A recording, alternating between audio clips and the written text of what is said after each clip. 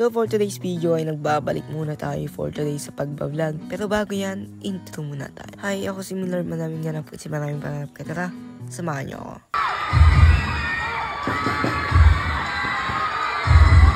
Pero bago ang lahat ng yan ay tara samahan niyo muna ako sa ganap na pagpunta namin. Buti nga hindi naman matagal yung traffic kaya yan nakausad pa. Then nadaanan na namin ng Jadie Eco Park. Tapos pagtaas lang namin, ayan, Isabela na pala. Kaya naman, welcome to Isabela. Nakalipas lang binabaybay na medyo malayo ay nakarating na rin kami ng Santiago. Nag-stopover nga kami dito sa Tiague kasi nga may hinihintay kaming sasakay. Tapos hintayin ay diretso na ulit pare ko. Kaya sa mga uuwi dyan ng Isabela, umuwi na kayo. Lipas lang ng isang oras na biyahe ay nakarating na rin kami ng Kawayan City. At yan sa wakas ay nakarating na rin kami ng Ilagan City. So nagtatanong para kung bakit kami andito ngayon ay syempre makikifiesta tayo ngayon. Kasi nga may fang kami dito sa Nagilian Sur. At ayan.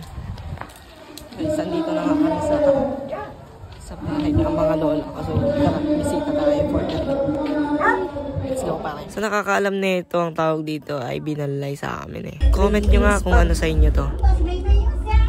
Ako naghahanap dito sa Vizcaya ng ganito kasi wala akong mahanap. Kaya ngayon, kakain tayo para. Ganito ko lang ilang years na rin akong hindi nakakapunta dito mula nung basta matagal-tagal na talagang hindi ako nakapunta dito. Nalaman ko ay talagang sumama na ako. Creepy, satisfied naman tayo. Sobrang sarap. Kaya naman napakuha tayo ng isa pa. At eto nga yung lola ko dito sa Vizcaya. At syempre may kambal din siya dito sa Ilagan. Ito naman yung kanyang kambal na si Lola Mimi. Kaya naman, yan. Kambal for today. Guys, so manonood tayo ngayon ng fiesta dito sa Ilagan. Let's go. Dito na kami guys. Tapos na rin yung bahay na. Ito na nga kami sa loob ng barangay nila at Harvest Festival nga pala ang kanilang festival dito. At shoutout na nga rin sa lolo kong ditong barangay official din nakagawad. Siyempre mag-cheer na tayo. Siyempre number 7 tayo guys. At siyempre ito nga yung ilalaban ng anak ng tita ko.